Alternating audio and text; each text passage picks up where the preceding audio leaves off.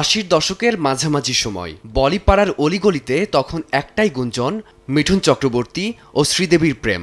তবে এই গল্পের প্রেক্ষাপট ছিল বেশ জটিল, কারণ ততদিনে মিঠুন কেবল একজন সফল নায়কই নন, বরং অভিনেত্রী যোগিতা বালির সঙ্গে ঘরোয়া জীবনে থিতু হওয়া এক সংসারী মানুষ।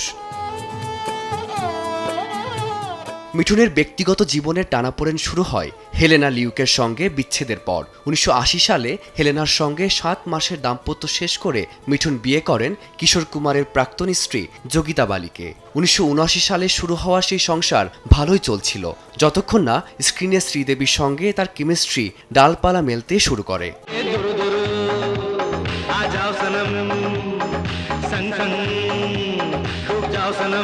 শোনা যায় ১৯৮৫ সালে এক মন্দিরে গোপনে শ্রীদেবীকে বিয়ে করেছিলেন মিঠুন।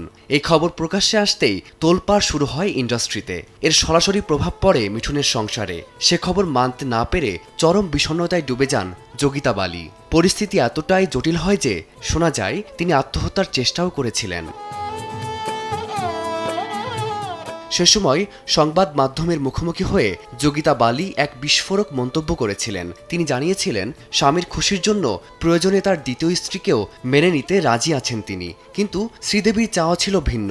শ্রীদেবী বিশ্বাস করেছিলেন যে যোগিতার সঙ্গে মিঠুনের আইনি বিচ্ছেদ হয়ে গেছে। কিন্তু যখন তিনি জানতে পারেন মিঠুন ও যোগিতা এখনও বিবাহিত এবং মিঠুন কোনোভাবেই তার বর্তমান স্ত্রীকে ছেড়ে আসবেন না, তখন তিনি এই জটিল সম্পর্ক থেকে সরে আসার সিদ্ধান্ত নেন। ১৯৮৮ সালে তাদের বিচ্ছেদ ঘটে।